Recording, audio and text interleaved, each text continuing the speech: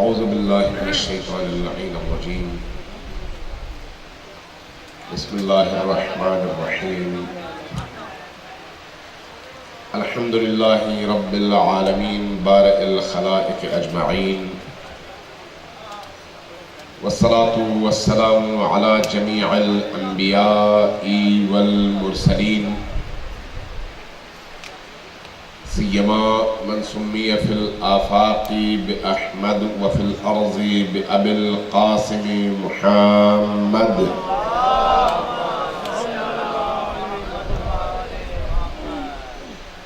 والصلاة والسلام على أولاده الطيبين الطاهرين المعصومين الميامين واللعنة الدائمة على أعدائهم أجمعين من يوم عداوتهم إلى قيام يوم الدين. قال رسول الله صلى الله عليه وآله وسلم أنا مدينة الجنة وأنت بابها يا علي صلوات محمد وآل محمد. سب سے پہلے میں امت مسلمہ کی بارگاہ میں آپ سب حاضرین کی خدمت میں کائنات کی اس عظیم ترین ہستی کی آمد پر تہہ دل سے ہدیہ تبریک پیش کرتا ہوں. اللہ تبارک و تعالی اس علی ولی سے ہمیشہ متمسک رہنے کی ہم سب کو توفیق عطا فرمائے. آمین. علی کون ہے، کیا ہے، میں اور آپ شاید اس کا نہ احاطہ کر سکتے ہیں اور نہ ہی ادراک رکھتے ہیں. اس لیے کہ ہر انسان اپنی فکر کے حدود کے اندر رہتے ہوئے کسی چیز کی تعریف کر سکتا ہے، اور علی وہ ہستی ہے جو ہماری فکر، ہماری عقل اور ہمارے تخیل سے بہت بالاتر ہستی ہے. لہذا ہم علی کو نہ پہچان سکتے ہیں اور نہ علی کی تعریف کر سکتے ہیں. ہاں، جو کچھ ہم نے سنا ہے وہ ضرور بیان کر سکتے ہیں. اس لیے صادق آل محمد کا یہ ارشاد ہے صلی اللہ علیہ وسلم، ان سے منسوب یہ روایت ہے کہ ہم اہل البیت کے حوالے سے ہمیں ربوبیت کے اس منزل تک کبھی بھی نہ پہنچانا، ہمیں اللہ کا بندہ رہنے دو. ہم اللہ کے عبد اور اللہ کے بندے ہیں، لیکن اللہ کا بندہ ہوتے ہوئے جو ہماری تعریف میں تم کہو گے ہم اس سے بالاتر ہوں گے. یہ میں مفہوم بیان کر رہا ہوں، حدیث نہیں ہے، حدیث کے لفظ نہیں ہے، مفہوم بیان کر رہا ہوں. اس حوالے سے جب ہم خود نبی کریم صلی اللہ علیہ وآلہ وسلم سے پوچھتے ہیں تو نبی کریم ایک عجیب جملہ ارشاد فرماتے ہیں یا علی ما عرف اللہ الا انا وانت. اے علی، اللہ کو میرے اور آپ کے علاوہ کسی نے نہیں پہچانا.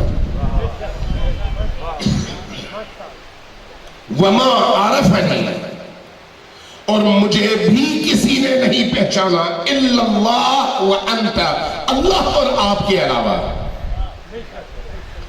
وما عرفک الا انا واللہ، اور مجھے تمہیں بھی اے علی تمہیں بھی میرے اور اللہ کے علاوہ کسی نے نہیں پہچانا.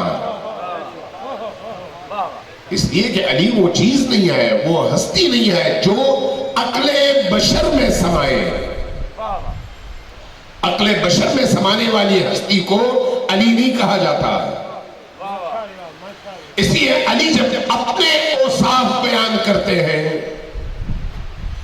تو اپنے اوصاف بیان کرتے ہوئے فرماتے ہیں کہ وَمَا لِلَّهِ اکبر آیت منی، مجھ سے بڑھ کر اللہ کی کوئی آیت زمین پر ہے ہی نہیں۔ یعنی اگر اللہ کی تمام کائنات میں پھیلی ہوئی نشانیوں کو تم پہچانتے چلے جاؤ تو اس نتیجے پر پہنچو گے کہ اللہ کی ان تمام نشانیوں میں سب سے بڑی نشانی کا نام علی ابن ابی طالب ہے۔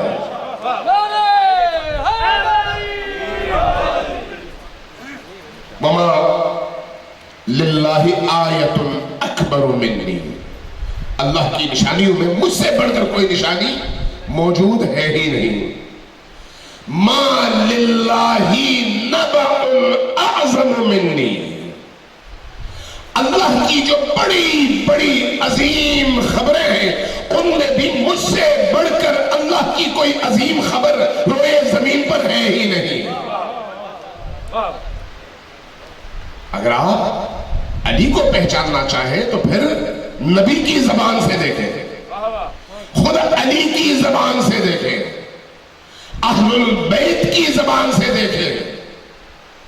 جو لوگ اہل البیت کو چھوڑ کر، نبی کو چھوڑ کر، خود علی کے کلام کو چھوڑ کر اپنے تخیل سے علی کو پہچاننا اور علی کا تعارف پیش کرنا چاہتے ہیں، وہ علی ان کے تخیل کا علی ہے لیکن اللہ کا ولی علی نہیں ہے۔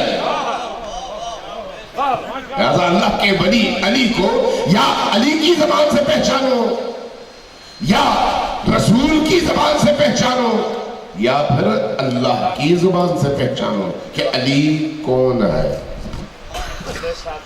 اللہ تبارک و تعالیٰ نے مجھے اور آپ کو یہ سعادت بخشی کہ علی کی محبت کو ہمارے دل میں جگہ دی۔ یہاں پر میں یہ ضرور عرض کروں گا کہ اللہ تبارک و تعالیٰ نے علی کی محبت کو اگر کسی مقام میں رکھا ہے تو اس مقام میں وہ صلاحیت دیکھی ہے تب رکھا ہے۔ آپ جب سونا کہیں پر رکھنا چاہتے ہیں تو سونے کے لیے آپ محفوظ اور پاکیزہ اور شفاف جگہ تلاش کرتے ہیں جہاں پر سونا محفوظ ہو۔ اگر آپ ہیرا رکھنا چاہیں تو اس کو محفوظ رکھنے کے لیے محفوظ ترین اور اس کے شایان شان ترین جگہ تلاش کرتے ہیں۔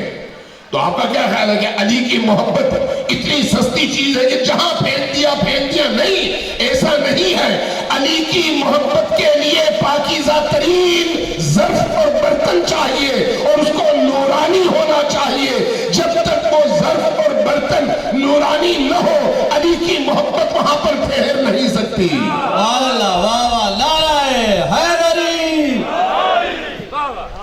علی کی محبت، علی کا عشق، علی کی ولایت، یہ یاد رکھیے علی کی ولایت کائنات کی سب سے بڑی دولت ہے، سب سے بڑی، سب سے عظیم اور سب سے زیادہ قابل قدر، سب سے بڑی دولت۔ اس لیے جب کسی نے امام صادق علیہ السلام سے پوچھا اللہم صلی علی محمد و آل محمد وعجل فرج، سروات اگر بھیجے تو اجتماع بھیجے اور پھر اس طرح سے بھیجے کہ پتہ چلے نبی کریم اور ان کی آل پر درود اور سلام بھیجا جا رہا ہے۔ اللہم صلی علی محمد و آل محمد وعجل فرجہم۔ امام صادق علیہ السلام سے جب پوچھا گیا کہ علی کی ولایت اور علی کی فرزندی ان دونوں میں اہم کون سی چیز ہے؟ علی کا بیٹا ہونا افضل ہے، زیادہ قیمت ہے اس کی، یا پھر علی کے موالی ہونے کی زیادہ قیمت ہے؟ توجہ ہے آپ کی؟ بڑا گہرا سوال ہے۔ ہمیں ہمارے سادات کو فخر ہے نا کہ ہم آل علی میں سے ہیں، اور یہ واقعی قابل فخر بات ہے کہ بنی فاطمہ میں سے کوئی ہو اور آل علی میں سے کوئی ہو، اس سے بڑھ کر فضیلت اور کیا ہو سکتی ہے؟ لیکن جب صادق آل محمد سے پوچھا گیا تو آپ نے ایک عجیب جملہ ارشاد فرمایا، بڑا عجیب جملہ فرمایا کہ ولایت علی، یا فرمایا کہ ولایتی لعلی یہ جو میرے اندر علی کی ولایت ہے، یہ ولایتی لعلی ابن ابی طالب احب الی من ولادتی منہ. اے سوالی غور سے سنو کہ علی کا موالی ہونا میرے لیے زیادہ محبوب ہے علی کا بیٹا ہونے سے. توجہ دیا؟ علی کا موالی ہونا، علی کی ولایت کی قبولیت میرے لیے علی کا بیٹا ہونے سے زیادہ بافضیلت ہے اور زیادہ محبوب ہے. پوچھا وہ کیسے یا ابن رسول اللہ، اے اللہ کے رسول یہ کیسے ہو سکتا ہے کہ علی کا بیٹا ہونے سے علی کا موالی ہونا آپ کو زیادہ محبوب ہو؟ تو فرمایا کہ لأن ولایتی لہو فرض و ولادتی منہ فضل. اس لیے کہ علی کی ولایت کو قبول کرنا مجھ پر فرض اور واجب ہے. علی کی ولایت کو اٹھانا اور دل میں جگہ دینا، اس کی پیروی کرنا اور مولائی بننا مجھ پر فرض اور مجھ پر واجب ہے. جبکہ علی سے پیدا ہونا اور علی کا بیٹا کہلوانا میرے لیے فضیلت ہے، اور فضیلت سے فرض زیادہ بالا تر ہے. یہ ہو کی جگہ آپ ہم جو یہاں پر جمع ہیں اور اس خوشی میں ہیں کہ اللہ تبارک و تعالیٰ کے اس عظیم نعمت کے شکرانے کے لیے آج اس محفل میں ہم جمع ہیں. یہ ولایت علی کے اظہار کا ایک طریقہ ہے، اسی کے لیے آپ جمع ہیں یہاں پر، اسی کے لیے آپ مختلف جگہوں سے اس گرم موسم میں آ کر یہاں پر بیٹھے ہوئے ہیں تاکہ ولایت علی کا ذکر بھی سن سکیں اور اس کے پیغام کو بھی محسوس کر سکیں. علی وہ عظیم ہستی ہے جو زندگی کے جس بھی پہلو سے آپ دیکھتے ہیں آپ کو کامل نظر آتی ہے. اس لیے طول تاریخ میں آپ دیکھیں زندگی کے جتنے بھی شعبے ہیں، علمی حوالے سے بھی، فکری حوالے سے بھی، مختلف علوم کے حوالے سے بھی، زندگی کے مختلف شعبوں کے حوالے سے بھی، اگر آپ کسی پہلوان سے پوچھیں کہ آپ کی نظر میں آئیڈیل کون ہے، فوراً کہے گا علی. کیوں؟ اس لیے کہ شجاعتوں کا کوئی پیکر اور مظہر کائنات میں اور زمین کے سینے پر طول تاریخ میں آیا ہے تو اس کا نام علی ابن ابی طالب ہے. بے شک بے شک. لہذا اگر آپ بہادر ترین لوگوں سے پوچھیں کہ آپ کا آئیڈیل کون ہے، فوراً کہے گا علی ابن ابی طالب. اگر آپ کسی عالم ترین اور فاضل ترین شخص سے پوچھیں کہ آپ کی نظر میں باکمال ترین عالم کون ہے، اس کی زبان پہ کسی کا نام نہیں آئے گا الا علی ابن ابی طالب کے، اور فوراً کہے گا کہ پیشوا و مقتدا تمام علوم کا علی ابن ابی طالب ہے. آپ اگر کسی حاکم سے پوچھیں اور وہ حاکم انصاف پسند ہو اور اس کو علی کی تاریخ کا پتہ ہو تو وہ بھی فوراً کہے گا کہ اگر کسی شخص نے طول تاریخ میں حاکمیت کا حق ادا کر کے بتایا کہ اسلامی معاشرے کا، انسانوں کا حاکم کس طرح کا ہونا چاہیے، تو وہ علی ابن ابی طالب کی ذات ہے. وہ علی جو زندگی کے تمام پہلوؤں میں کامل ہے، تمام پہلوؤں میں واجب الاطاعت ہے، تمام پہلوؤں سے اس کی اطاعت انسان کے ایمان کی تکمیل کا باعث ہے. اگر کوئی اطاعت کرتا ہے تو اس کا ایمان مکمل ہوتا ہے، اطاعت نہیں کرتا تو ایمان مکمل نہیں ہوتا. اس لیے قرآن کریم نے واضح طور پر کہا کہ قل ان کنتم تحبون اللہ فاتبعونی یحببکم اللہ. اگر تم اللہ سے محبت کے دعوے دار ہو تو پھر میری پیروی کرو. میری پیروی کرو گے تو اللہ بھی تم سے محبت کرے گا. علی کی پیروی اور علی کی ولایت کا مطلب کیا ہے؟ 2 مرحلے ہیں. پہلا مرحلہ ہے کہ آپ کے دل میں اس کی محبت پیدا ہو، ان کا عشق پیدا ہو. اگلا مرحلہ ہے کہ ان کی ولایت کو آپ اپنے آپ پر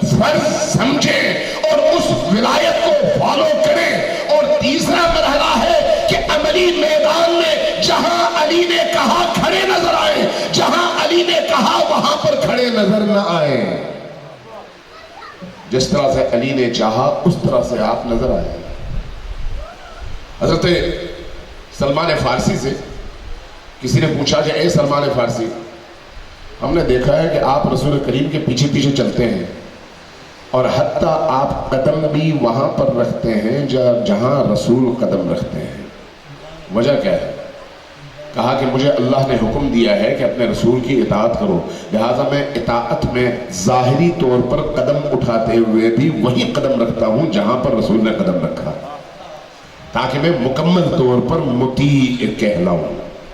یہی سلمان فارسی شاگرد ہیں علی ابن ابی طالب کے، لہذا جہاں علی ابن ابی طالب کہتے ہیں سلمان نظر آتے ہیں، ابو ذر نظر آتے ہیں، مقداد نظر آتے ہیں، جہاں علی نہیں کہتے وہاں نظر نہیں آتے۔ علی سے ہم نے کیا سیکھا؟ علی سے ہم نے حاصل کیا کیا؟ علی کے فضائل بیان کرنا میرا کوئی کمال نہیں ہے، اس میں میں نے کیا کمال کیا؟ میں نے پڑھا، میں نے دیکھا کہ علی واقعی اتنی عظیم ہستی ہے کہ میرے رگوں پہ اور میرے قلب و نظر اور میری روح پر ان کا اثر ہے، تو میں مجبور ہو جاتا ہوں کہ علی کا تذکرہ کروں۔ اس لیے اگر کوئی عیسائی ہے تو وہ بھی جب علی کو پڑھتا ہے تو فوراً کہتا ہے کہ علی سے بڑا مقتدی کوئی نہیں ہے، اس کی تعریف کرو، علی کے فضائل بیان کرو۔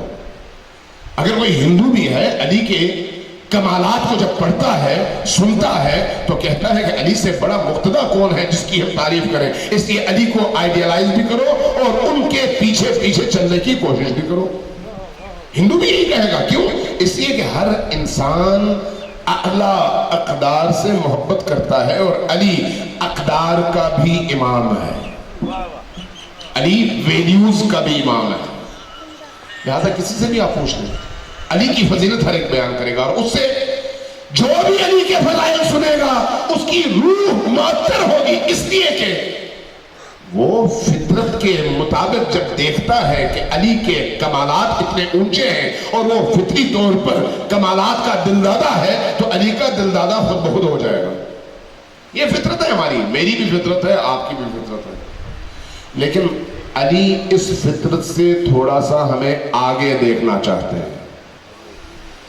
صرف فضائل بیان کرنے والے اور سننے والے کی حیثیت میں نہیں، بلکہ اس سے تھوڑا سا آگے علی کو فالو کرنے والے کی صورت میں علی دیکھنا چاہتے ہیں ہمیں۔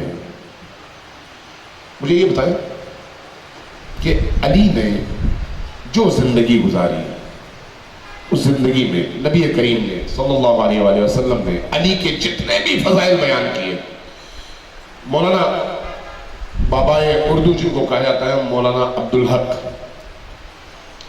انہوں نے کسی کتاب میں یہ لکھا ہے کہ میں نے جب علی کی زندگی کا مشاہدہ کیا، نبی کریم کی علی کے حوالے سے احادیث کو پڑھا، آپ کے فرامین مقدسہ کو پڑھا، تو اس نتیجے پر پہنچا کہ گویا نبی کریم کو علی کے فضائل بیان کرنے کے علاوہ کوئی اور کام نہیں تھا۔ بابا اردو مولانا عبدالحق یہ کہتے ہیں، کیوں نبی کریم نے علی کے فضائل بیان کیے؟ اس لیے کہ بعد میں آنے والی نسلیں علی کو اپنا مقتدی، اپنا پیشوا، اپنا امام مان کر جہاں علی کہے وہاں علی کے ساتھ کھڑے نظر آئے۔ ایسا ہے یا نہیں؟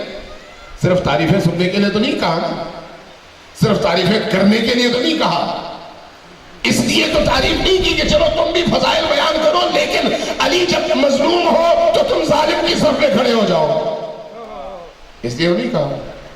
اس لیے تو نہیں کہا کہ تم روز و شب علی کے فضائل بیان کرو، لیکن جب علی میدان میں اتر جائیں تو علی کو اس لیے تنہا چھوڑ دو کہ تمہاری جان کو خطرہ ہے، تمہارے مال کو خطرہ ہے۔ اگر ایسا ہے تو پھر وہ تمہاری فضیلتوں کا بیان کس کام کا، فضیلتوں کا سننا کس کام کا؟ ہم یہ چیزیں بیان کرتے بھی ہیں اور سنتے بھی ہیں، کیوں؟ اس لیے کہ علی ہماری روح کا ایسا حصہ بن جائے کہ عام